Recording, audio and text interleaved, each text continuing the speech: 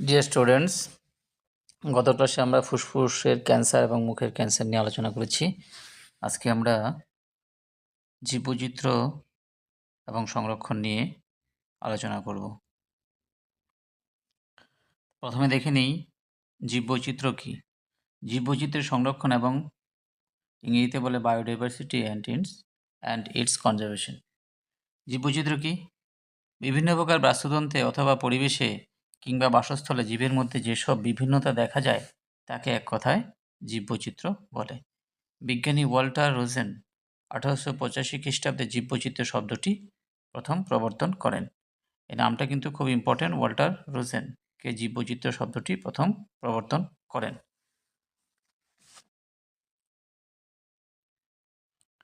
আরও সহজভাবে বলতে গেলে কোনো একটি নির্দিষ্ট স্থানে অবস্থিত বিভিন্ন প্রকার জীবের মধ্যে বৈচিত্র্যকে ওই সময়ে ওই স্থানের জীববৈচিত্র্য বলা হয়।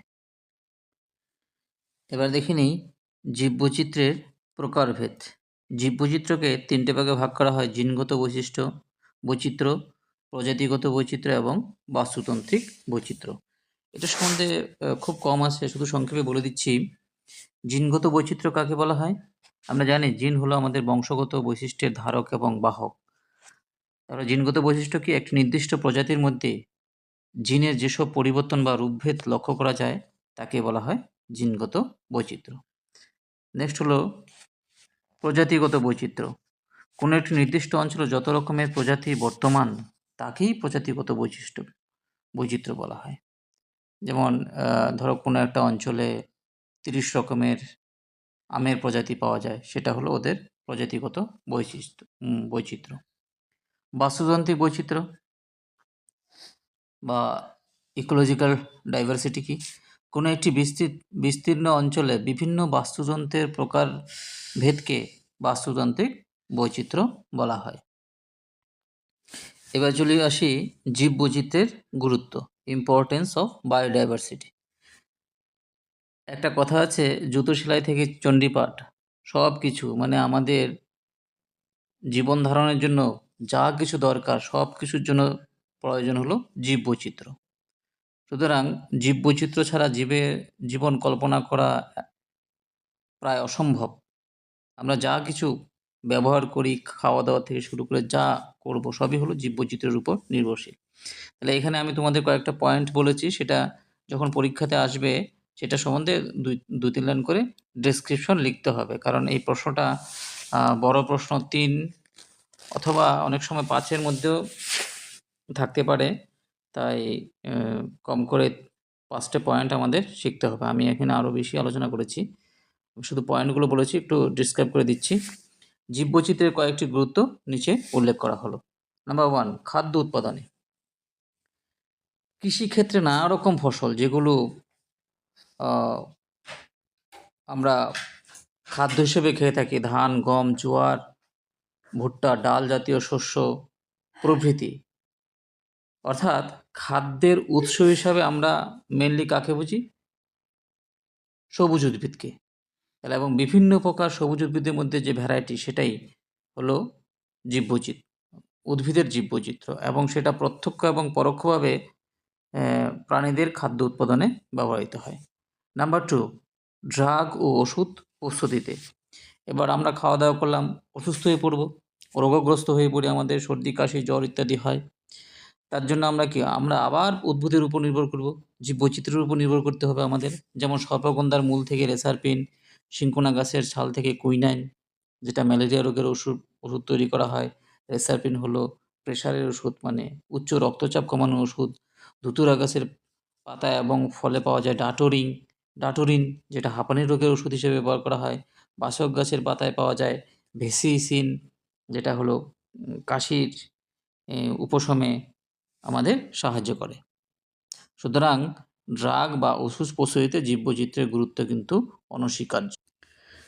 নেক্সট হলো বাস্তুতন্ত্রের ভারসাম্য রক্ষায়।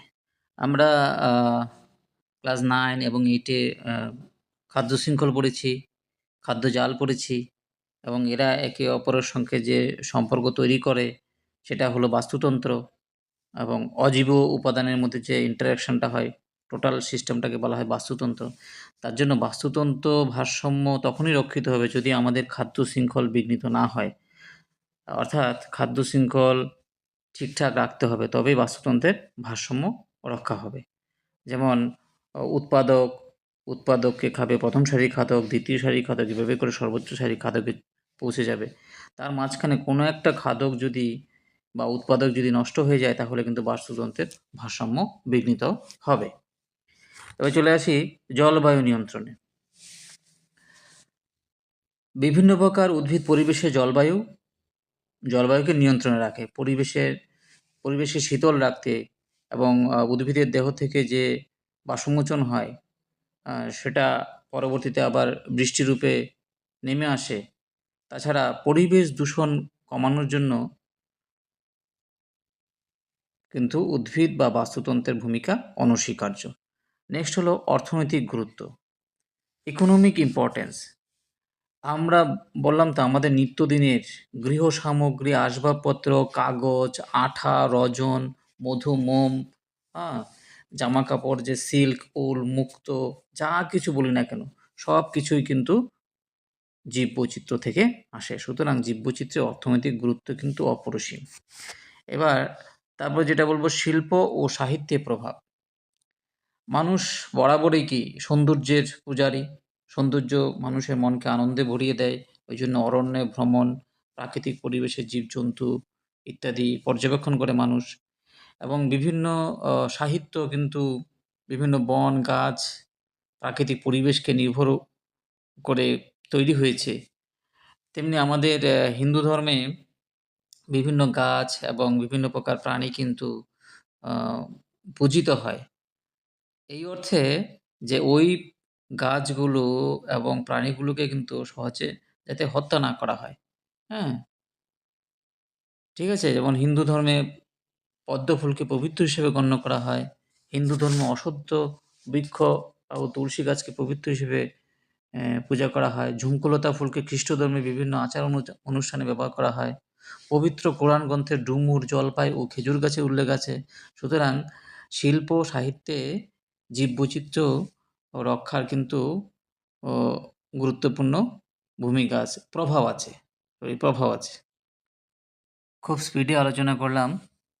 আম কোথাও অসুবিধা হলে পজ করে ভিডিওটা থামিয়ে নিয়ে দেখে নিও। আর এখান থেকে কিন্তু গুরুত্বপূর্ণ প্রশ্ন থাকবেই। ২ থেকে ৩ নাম্বার প্রশ্ন এখান থেকে থাকে। ১ নাম্বার মাল্টিপল চয়েস হলেও থাকবে এখান থেকে। হ্যাঁ? ভালো করে পড়বে।